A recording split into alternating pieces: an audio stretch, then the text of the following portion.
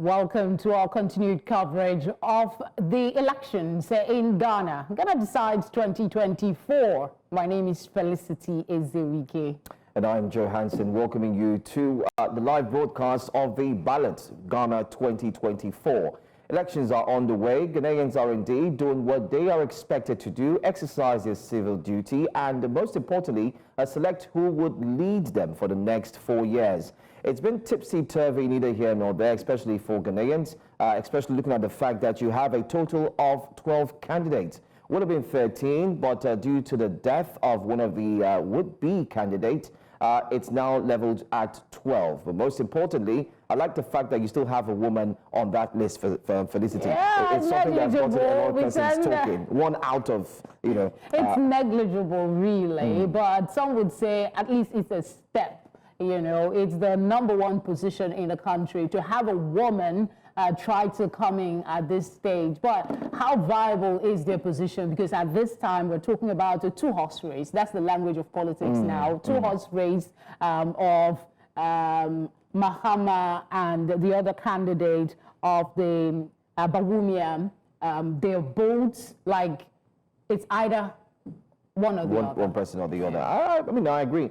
And I'm looking at the fact that you also have the youths taking part in this election. It's a strong one for them because they really want to make their voices heard. And it's been here, not there, like we've rightly said. Elections have been going on peacefully in Ghana.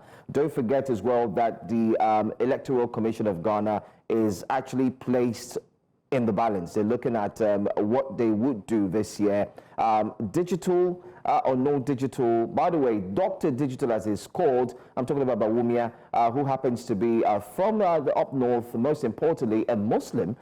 Many have said is one of the first. And he was the former central bank deputy governor. And also, he currently is the vice president to Nana Akufo-Addo. He's looking forward to now wear the shoes and see if it fits. But we do not know if it would fit. No, we do not know. People are still deciding. Before we continue to talk about some of the issues, because either way you look at it, whichever party wins, history is going to be made. Sure. We'll come to that in a bit. Let's bring in our correspondent who is live in Ghana, Afia Hagan. She has been following the process all day. Afia, good to have you live with us. Go ahead and tell us exactly where you're at and what the situation is. Has voting been concluded or is still ongoing?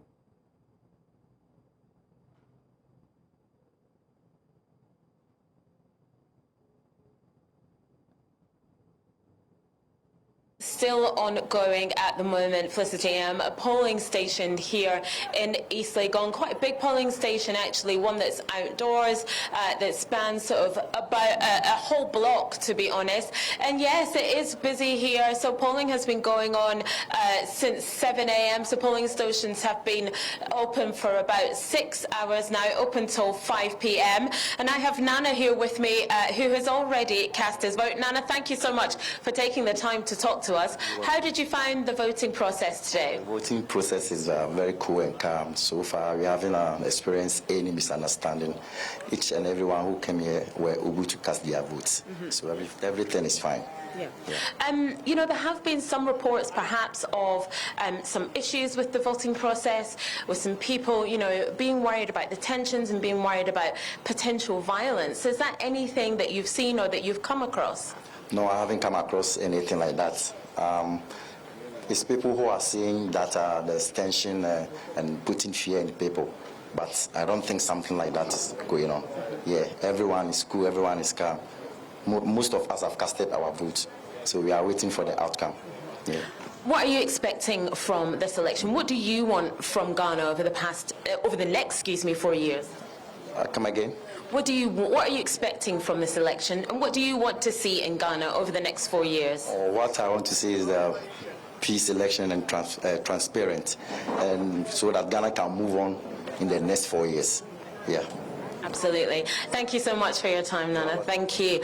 And so that was Nana, who has voted in this election already. And what we are seeing is polling stations getting busier throughout the day. Like I said, they were open from 7 a.m. Now, I was speaking to a representative who is in charge of making sure that all the votes in this particular area, this particular part of Accra, around East Legon, Hatcho, Adenta, and he was saying to me earlier on today that we could expect probably that the major parties will know who the president is by about 10 p.m. this evening, but we will not get an official declaration until we hear from the chair of the Electoral Commission. Now, I have somebody else here with me today. Good afternoon, ma'am.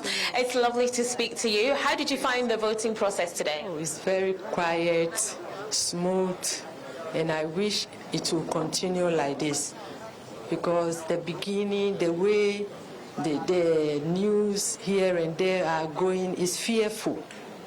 It's very, very fearful. So that had made some people not to attempt to go. But what I'm experiencing now, when I was coming on the way, all the places are quiet and it's moving peacefully. And I want that peace to prevail from hence on. You need security in the country. All what we are praying for or pleading for is a good governance. The one who will be in charge should should be a listening president to us. Hears the voice of the poor and then the vulnerables around, so that our society will be well living. What are you expecting from this election? Do you think there will be not so much a change of government, but a change in attitude from whatever government is in charge? Who am I expecting? Is it easy for me to mention? No. I'm expecting Mahama to come and continue the work. He is the one, and his team, we are expected to come and continue. Because we all needed that change, and we give that chance out. But it couldn't work. Yes. So that's okay. So let's see what happens. Thank you so much for your time. Thank you too. You're welcome. Thank you. And a common theme there, people talking about change, people talking about the need for change, whether that is a change of government or whether that is a change in the attitude in the government we have already.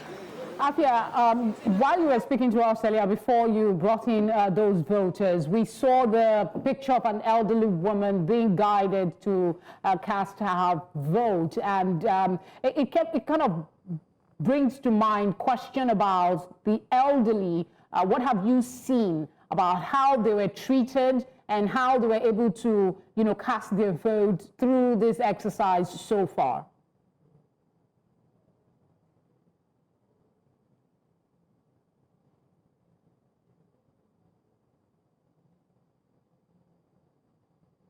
True, there has been a lot of elderly people who we have seen casting their votes, and they have been assisted to cast their votes. Now, if you are over the age of 60, you don't have to queue up to vote. When you come to the polling station, you will be given assistance by the people in the blue vest who are from the Electoral Commission, and they will guide them to be able to make their votes. As you can actually see right now, we have this gentleman with his walking stick, with the grey and the white polo shirt there. He is being guided to be able to cast his vote, because it's a very hot day here in Accra, as you can probably tell from my sweaty face, and so you don't necessarily want older people to be sitting out in the sun, standing out in the sun as well.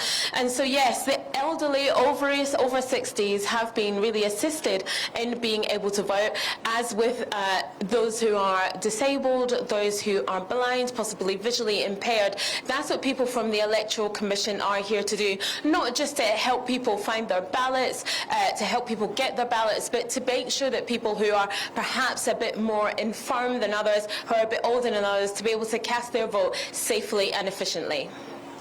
All right, Afia, let's also talk about Mr. Cheddar, who happens to be very popular amongst the youths. And also, what's the participation like for the youths? So far, so good. Have you seen an increase in the turnout of youths? And would you say that the drive of digitization, especially, which is rightly mentioned so far so good, has it been able to galvanize the youths to participate fully in this election?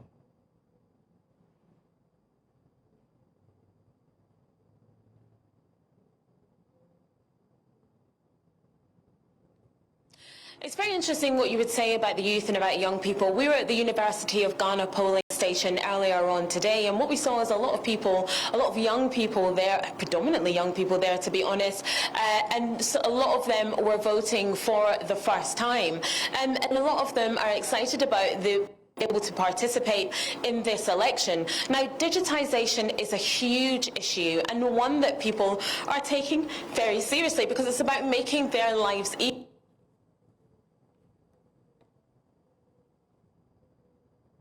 Because you can collect payments very easily. You know, it extends to the airport where we saw the now infamous footage of the e-gates that didn't open for Dr. Bawumia when he was testing them the other day. He's supposed to be Dr. Digitization, as it will. But it is a really, really big issue. People want more digitization because it makes lives so much easier.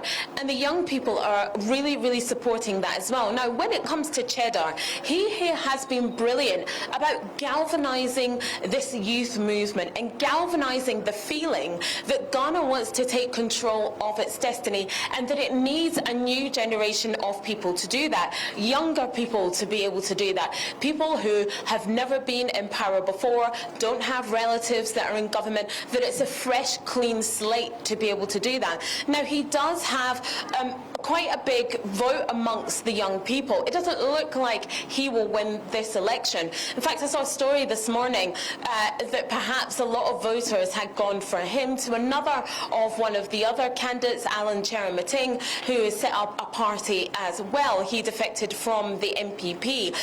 There's rumours that perhaps 19,000 votes have gone from Cheddar to him or the other way. There's lots of stories like that around. But the point is that when we talk about Cheddar, absolutely he has appealed to the young people. He has seemed to galvanise the movement. I don't know if it's his turn this time around, but it's put prominence on the youth vote and how important that is and how much people want a change in who leads the country. And that's not just about whether it's Dr. Bawumia or whether it is John Mahama. It's about the type of person that leads the country as well. People want someone who is younger, someone who is not, set in the government wheels already, who perhaps doesn't have relatives in government, a completely new guard, as it were. And that's what Cheddar represents, as well as a youth vote.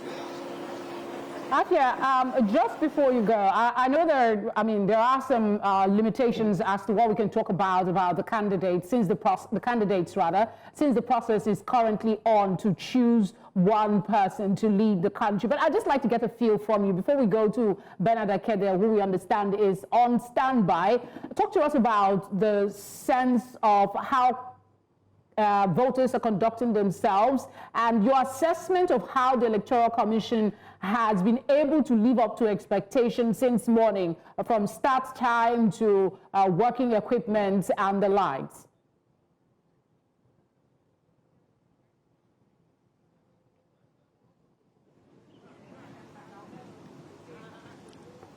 Yeah, the Electoral Commission, certainly there's a lot of their representatives around. We've managed to speak to quite a few polling station officers, returning officers, and they really got a lot of criticism last time around because of the length of time it took to declare the result.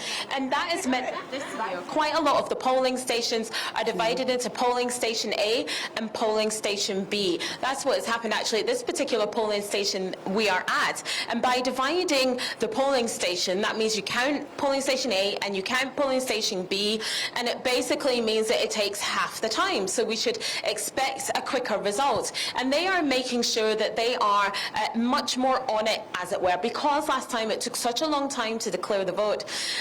And so this time around, the Electoral Commission are making sure that they can do things quicker, better, faster, so we get a result much more ahead of time. Now, I was speaking to someone from the Electoral Commission earlier on who told me be that the main parties will probably know the result this evening, and then it's up to the chairperson of the Electoral Commission to declare that result for all of us. Now, that may happen tonight, it may happen tomorrow morning, tomorrow night, or even Monday morning, but we will get a result within 72 hours. Now, when it comes to how people are conducting themselves at the polling stations, it's been very, very calm where we were.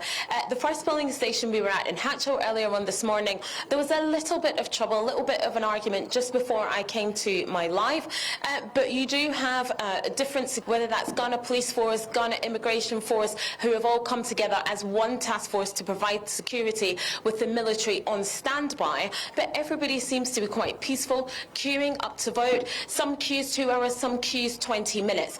But certainly people conducting themselves well, and the Electoral Commission trying to make sure they can do everything they can to declare the result as soon as possible.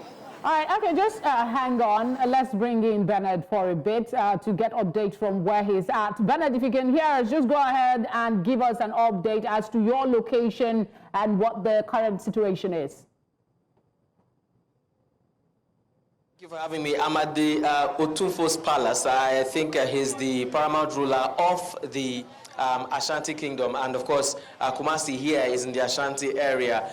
Just behind me there you'll see the one of the polling units within this area. We have about 2 or 3 of them within this region, if not 4 as a matter of fact. And like those who have spoken, those I've spoken to earlier have said, one of the upsides of this year's election is the fact that there were more polling units in different districts than they had 4 years ago. So in places where they had like 2 polling units within one area, now they have like 4, meaning that the number of voters who will be attended to at the same time will be more as regards what they had 4 years ago.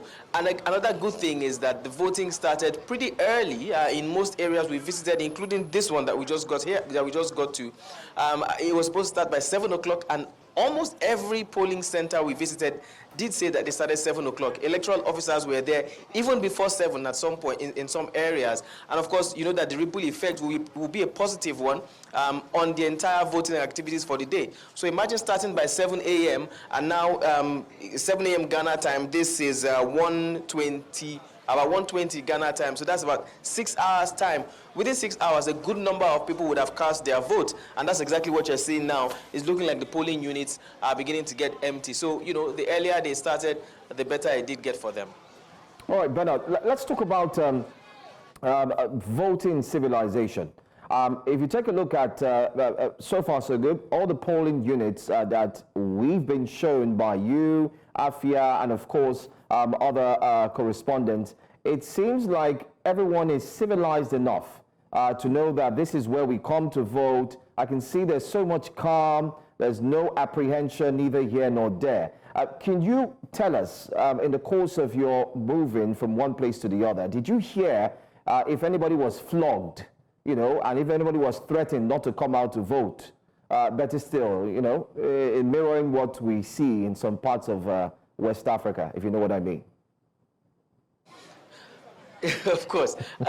So, you know, quite clearly, it's been, you know, it's completely been free all through. No issues of, violence, no issues of people being disturbed from voting. As a matter of fact, I hardly saw any security operative with any arms. As regards what we see with firearms, I mean, as regards what we see in other places. All the places that I went to where you had police officers, very few of them were holding firearms. But I don't just want you to take my word for it. I have a guest who is standing here. He's been with me, quite a while. So I'll throw your question to him so you can hear from somebody who is actually Ghanaian. Please step forward, sir. Please tell us your name. Ghana win. What's your name? My name is Dr. Richard Che. I'm a herbalist. Okay, you're a herbalist. Yeah. Fantastic. Where are we at the moment before I get to my question? Here is Manchia, Paris. Okay. Here, this is the place where the king sit, the king live. So, as you can see, we call here Manchia, the Manchia Paris. That's you see the Paris That's the place that the king live. Okay, now besides here, Mensha Palace, where the Otunfo lives, all around Kumasi today, did you hear of any violence, any place where they were voting and then maybe voting was disturbed, maybe somebody ran away with the ballot boxes, or people were fighting, or the police had to come in, or people scattered the voting process? Have you heard of any of such today? No, because the government, the one that ruling now, this is the stronghold. I know that there is the place, you know, that the place, Kumasi is the stronghold of the government, the ruling government. So I'm not sure you allow anything will happen here. The place that you know that's the place that is a stronghold, and then more of the vote is coming from here. You will not allow that. So the police and then the security service, they are around, they are patrolling. While they are voting, they are patrolling. So if anything, they have officers here, they will come. So such thing, I don't think it will happen here. Yeah, they will not allow that. Okay. And not only here, around everywhere in Ghana, they are not going to allow that. Okay. So that's why I'm saying Ghana is going to win. It's not the party going to win. It's Ghana. Yeah, it's about Ghana. All is about Ghana. Okay. One last question before I let you go. The turnout, how would you say the turnout has been? Are you impressed with the number of people that came out to vote, not just here, other places that you know? Did enough people come out, or you think more people should have come? Yeah, here is the difference. I saw Nigerian election. Yeah, I saw it. When I saw the queue, very long. Okay, here we used to do the same thing. You can see only one electoral officers and then few people, and then the queue will be long, and then you see a lot of people. They macho men, they will come and do and disturb them. You see, but now this electoral commission, they have done well. They have made this electoral process many. You have when you count, you have 1, 2, 3. Okay, so you can see that maybe one place you can find 3 electoral officers. All these places you can go and vote. So you will not see the long queue.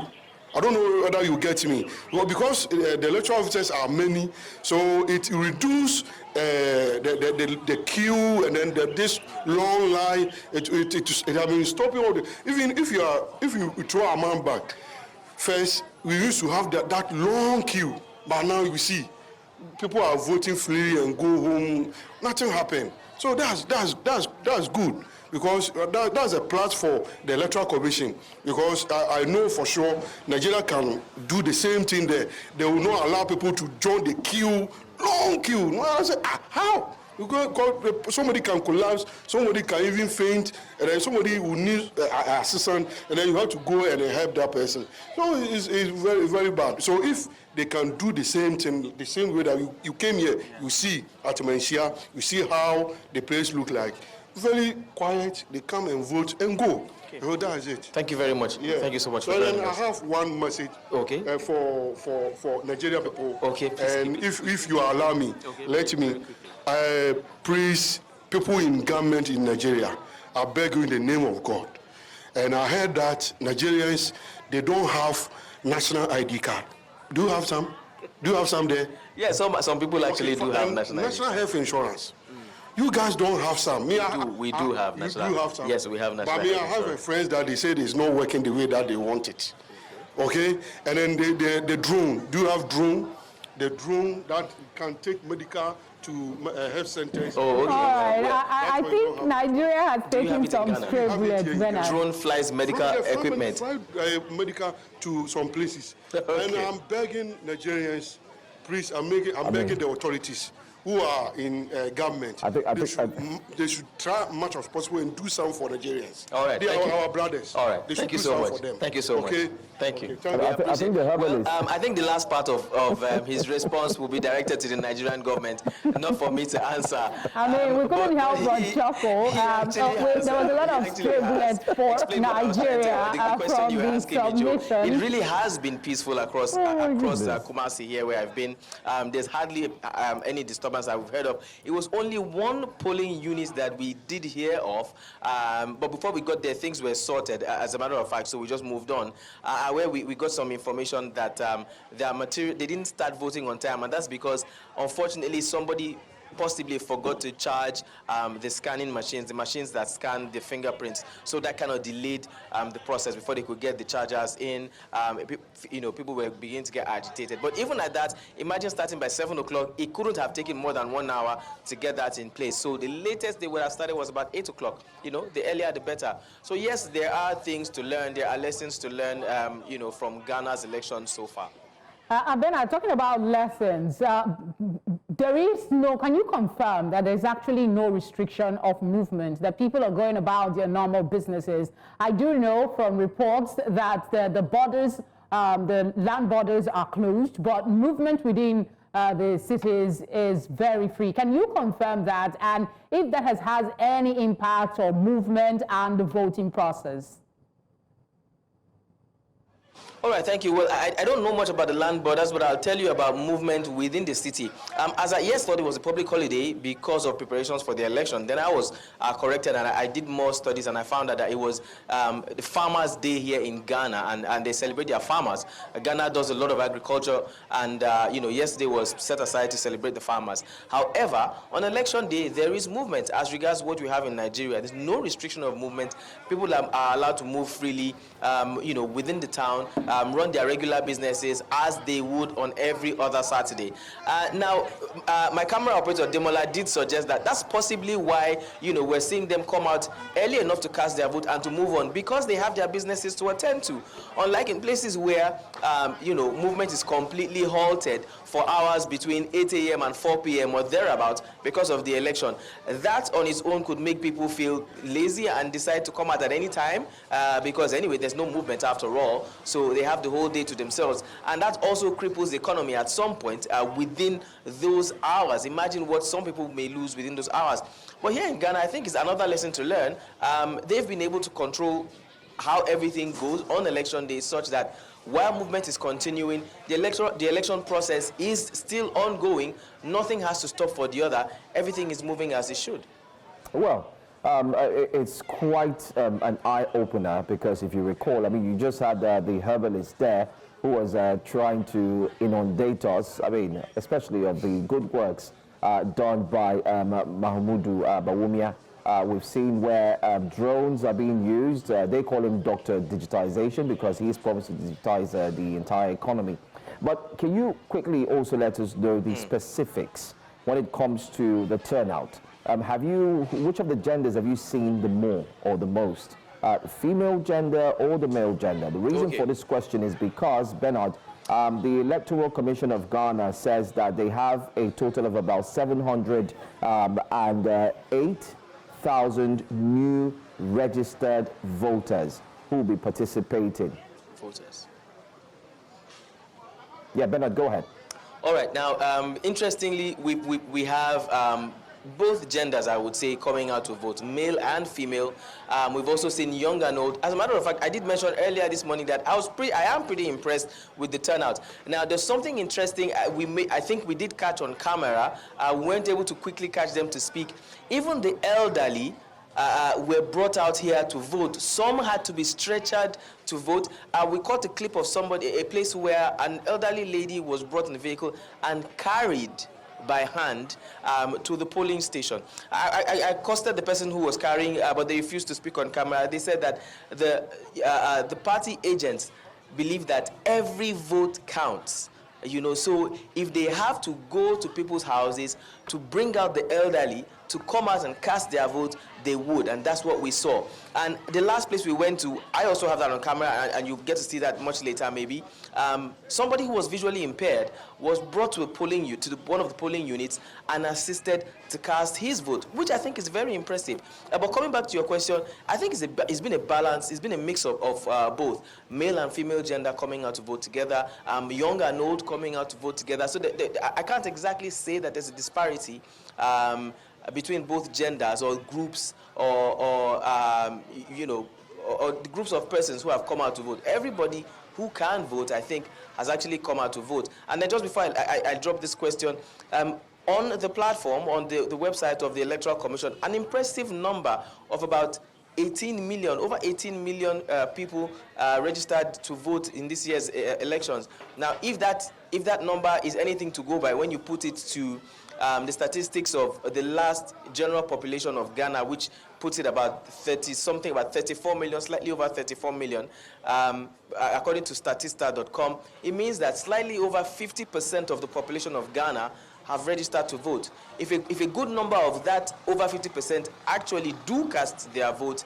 then it means that a good number of Ghanaians, or majority of Ghanaians, will be the ones selecting their president for the next 4 years. As regards what you see in certain other countries where out of over 100 million people, maybe only 20 million are registered to vote, and maybe only 5 or 7 million eventually cast their vote, which means the minority in population is choosing the president for the majority. Well, but in this case, it looks differently if things go according to their plan. Well, I think I can help you talk about that country. That country is Nigeria. So maybe that would help us balance the equation properly. Oh, Felicity. Let's go back to Afia. I mean, before we went, switch to Bernard, you said something I'd like you to, maybe speak a little more on, and then I'm going to add one to it. What the feelers were getting earlier was provisional legislative results are expected tonight, perhaps Sunday, but that the presidential might not come till about Tuesday. I just want to verify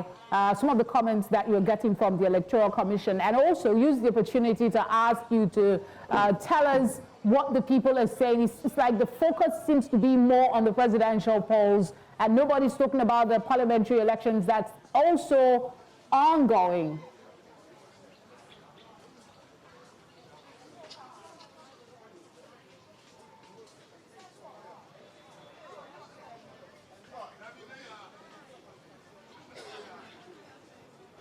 Okay, I'm told we have a little glitch with her audio, so we'll just go back to Bernard, and when we reconnect, we will come to Afia. Bernard, I want you to also speak on this. What information are you getting from the Electoral Commission? Bernard, if you can hear me.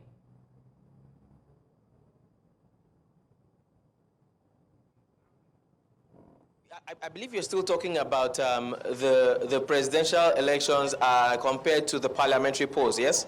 Yes, I was talking about that, and then the expected, because Afia was telling us earlier that there is a possibility of getting some results by the end of today or at most tomorrow. Can you hear me, Felicity? Yes, I can.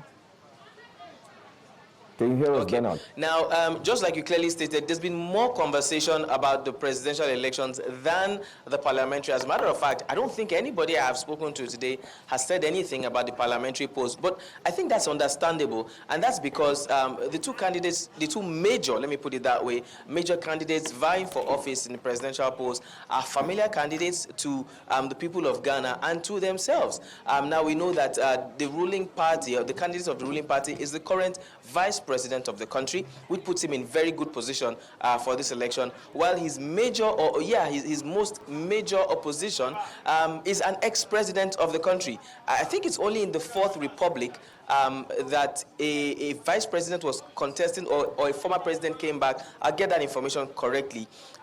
But however, this just shows how closely contested this particular election would be, such that from Thursday when we got here, depending on where we go to, there's one candidate or the other that's been celebrated, and that's within Kumasi. That's one. Secondly, the two candidates contesting are from the northern part of Ghana, which even makes it closer. So there's a lot of conversation about both of them as regards parliamentary. I really don't have so much information because nobody, to be honest, has said anything to us about the parliamentary polls. I think basically that one would pretty much be settled amongst the contestants, and then those who are voting already know who they want to vote for. But the presidential election it's a very close one, in my opinion, if the information we'll be getting from people around is anything to go by. All right. Well, talking about the parliamentary polls, I think when the former president, John Mahama, was indeed casting his vote, he did say that if they could get 150 NDC MPs in the parliamentary election, it would indeed help the party. Yeah, but the ones who avoid the hung parliament. Exactly. But Bernard, I do understand that we do have a guest joining us to discuss more on the possibilities of who would run away with this one. But let me ask you my very last question for now. You've been in Ghana, so far so good, and there are statements that the cedis has lost its value in terms of comparing it to the naira. Can you share with us quickly what Ghanaians are saying, especially with their purchasing power? Is it still as strong as it used to be? And what is the impact of the falling cedis towards the voting process as well? What's the impact? What impact has this got in the electorate? Okay, so I'll start from the impact that it has, and then I'll go to the value of the cities, like you've mentioned. Now, concerning the impact, I think the question will be answered differently depending on who you're asking. So yesterday, we were at one of the markets in Kumasi, and we spoke to certain traders there who spoke to us in Twi. By the way, Joe, I'm beginning to learn a little bit of Twi. I love Twi, by the way. I love it. Now, you know, in that particular market, it seems to be that the traders there were leaning more towards you know, the ruling party. So when I asked questions about what they feel about the inflation and the currency losing its power, their response was quite positive in their own light. They said, well, the economic challenges, or rather economic challenges are currently a global phenomenon. So it's not just about the ruling party, it's not about Ghana, it's about the fact that the world in general is facing, you know, a global economic, you know, facing global economic challenges. But however, the day before that, we were able to speak to other people who were leaning more to the opposition party, that's John Mahama, and they complained about the economy. There was a lady who we spoke to and said even Gary is more expensive than what they used to buy, pretty much almost like what we have in Nigeria. Talking about free education being given to children. Education is free, they go to schools, they don't pay school fees, but the books they have to buy, the price of those books have increased. So where exactly is the free education? And these were the words of some of the people we spoke to on the other side of the divide. So you see, it's a function of who you are speaking to in this case. Concerning the value of the CDs, last I checked, as yesterday, the CDs was valued at almost 16 CDs to $1, depending on where you're going to. And they complain that the value has actually dropped.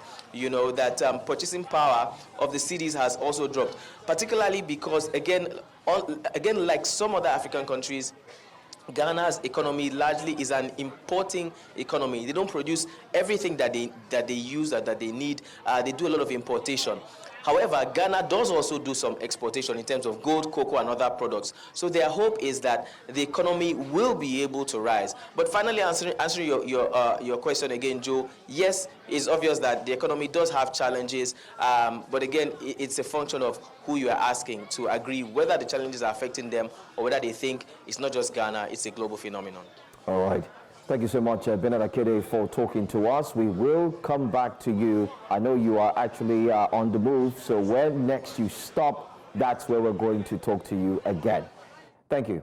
In the meantime, we'll also try as much as possible to connect to Afia Hagen. She is in the Legon. She actually spoke to a few persons earlier on, and they shared their thoughts on the election so far. Felicity. Yes. I mean, we've had some quality information and what's going. What has been standing out for me was that most of the guests, voters that our reporters spoke to, talked about, it's not about a party, it's about Ghana. Whatever is decided today is about Ghana. You know, even the economic situation and all of that, they still find a way to explain it, holding this positive disposition that whoever comes into power will focus on doing what is right for the people. Let's have some perspective, further perspective to this conversation we're having on Ghana's election. We have a guest joining us. He's joining us from Accra, Mawuli Dake. He is a Pan-Africanist. Mawuli, if you can hear me, thank you for joining us. I want you to just speak directly. Not sure if you followed the submission of some of the voters, but it is about Ghana more than any party, isn't it? Yes, in the large scheme of things, yes, it is about Ghana more than any candidate or political parties. But as they say, we seek ye first the political power, and everything else will be added onto thee. So especially the parties and actors obviously see the party interest as superior or more important to the national interest. Mr. Dake, I don't know where you got that quotation from. I do know that it's more of a rendition from the biblical verse.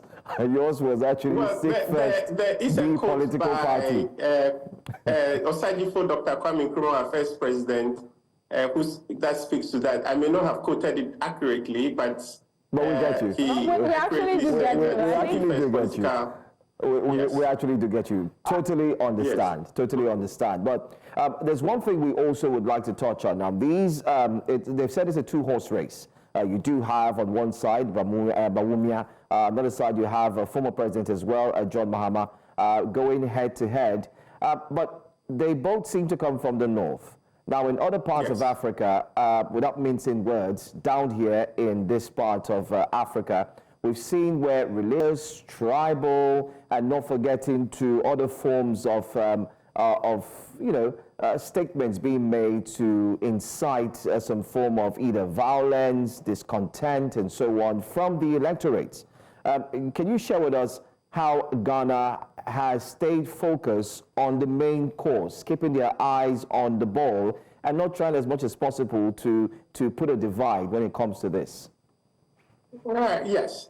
Then, Ghanaian politicians, like Nigerian politicians and politicians, not just African politicians, but politicians everywhere, try to play the card that favors them. So yes, we have been fortunate not to have the typical religious or tribal rivalry that destroys a lot of elections, the peace and democracy in some of our neighboring countries. But it has been an issue, just that we have managed it better. As you rightly pointed out, for the first time in our history, the next president is going to come from the northern part of Ghana. By the way, the northern part of Ghana has many regions and many ethnic groups and many tribes. So it's not a homogeneous group of people, but it's a diverse part of Ghana.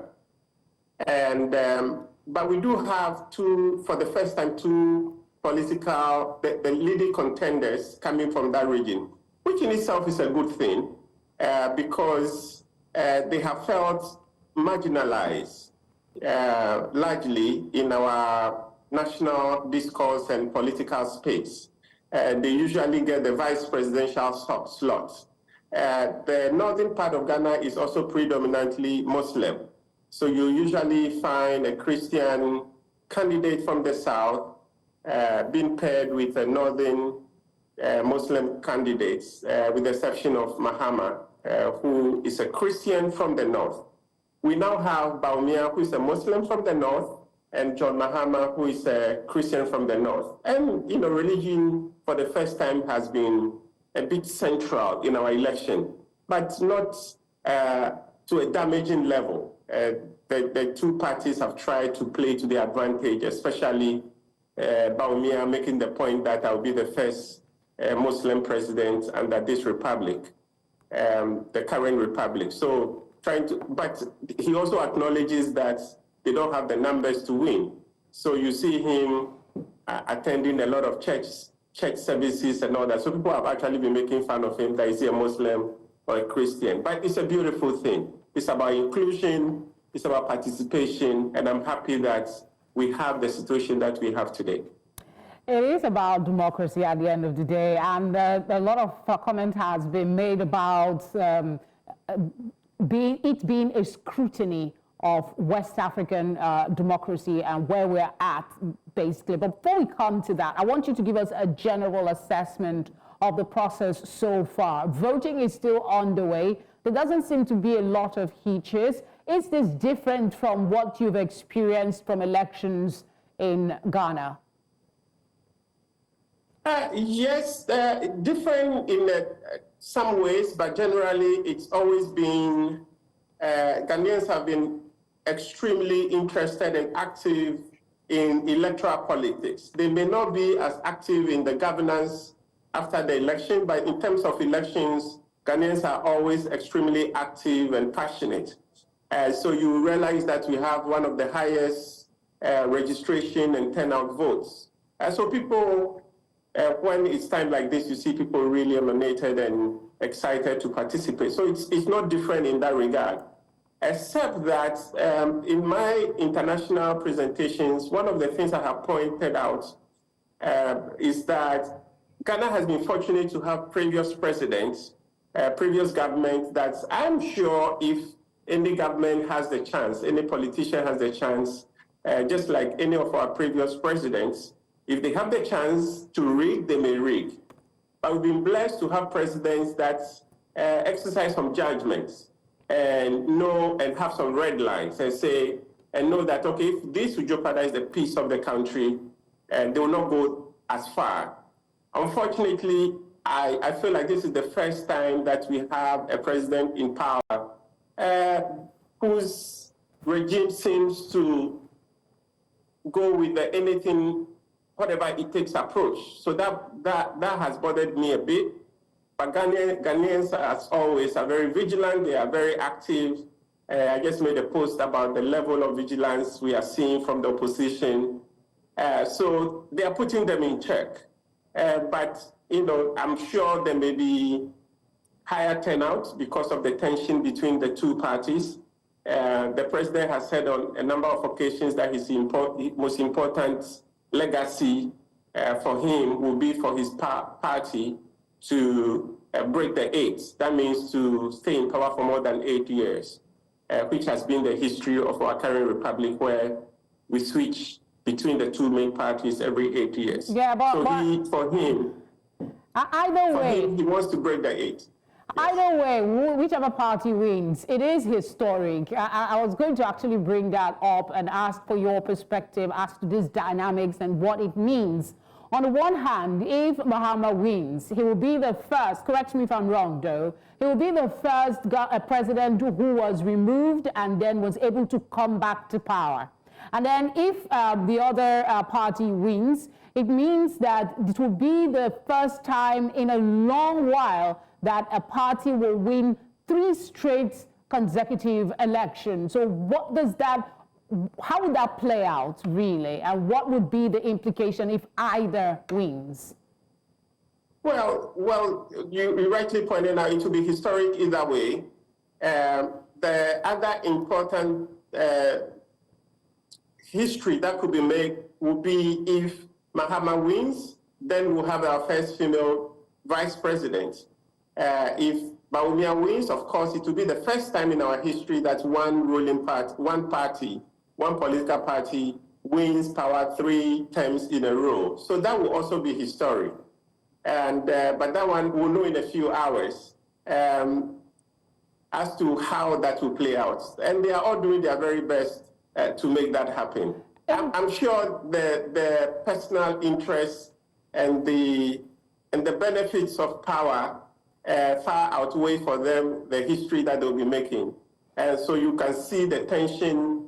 It's not like elections in other, for instance, European countries where people are okay to a large extent with whoever wins. Here it's like do or die. Our current president's slogan used to be "all die be die." Okay. So yes, it's a big deal. I guess we can reverse that in the Nigerian pidgin English. It says "all die, nah, die." But in Ghana it says "all die be die." So nah and yes. Is just the difference. So whatever it takes. Yes. All right. I just wanted to see if you can help us with this one. Media reports speculated that provisional legislative results might come on tonight or Sunday, but the presidential election might come up much later, maybe Monday or Tuesday. What has been the precedent before now? Are we going? I heard you make reference to it. That's why I'm asking. Are we going to have results tonight, or it's more likely much later? Things are not that predictable in Ghana. The last election, I think we had the results in less than 48 hours, our very last elections. So it will depend. We have the systems in place to actually declare quicker. But the good thing is that the results are often announced as they come in. So we may not have the officially declared winner maybe within the next 24 hours or 48 hours, but by the next 24 hours, we will have a clear sense of which direction it's going. And but we do have the system in place. But once the voting is completed, that's where the gimmicks kick in. Those who want to rig, if it's not going in their favor, they want to delay and see how they can manipulate. So the quicker it is done, the better for everybody. But as always, depending on how things go. And there's been a lot of concern with our current Electoral Commission and the way they've conducted themselves. The CODEL, the Civil Society Observer Organization in Ghana, they've also expressed some concerns. So those, in terms of things that are new, those are the key. For instance, there were some perceived or known partisan people that were appointed as electoral commissioners. We've never had that. None of our previous presidents went as far as to appoint party activists to the Electoral Commission. So that was done. Civil society organizations in the democratic space unanimously issued a statement condemning and asking for the president to withdraw the nomination. He didn't, and we have such characters currently leading the electoral process. So we've had a lot of concerns, but I think that generally we have the systems in place, we have the experience in place to be able to declare this within 48 hours without any problems, if we want to. All right. My question to you is actually on the Electoral Commission of Ghana. I'd like you to let us into an insight, especially your insight. How would you score them in this election so far so good? It seems that they've done pretty well. Well, not to judge from our end, but because you're there. And you can also let us into when you decided to go cast your vote. What was the process like, especially if you've done so? Yes, well, so the Electoral Commission, we, from my experience, this has been, they have the lowest, I can't give you the number, I can cross-check and give you the numbers, but they have the lowest confidence votes from the public in the history of our Electoral Commission. There's a lot of mistrust. Based on their own actions, they've done a lot of things to undermine transparency. Last week, for instance, for the first time, they tried to ban media houses from covering the election. They wanted to select a few to be able to monitor and cover the election, and there was a backlash. They pushed back for a few hours, and eventually they issued a statement to withdraw their initial directive, opening up the space for the media houses and journalists to monitor and cover the election as we've always done.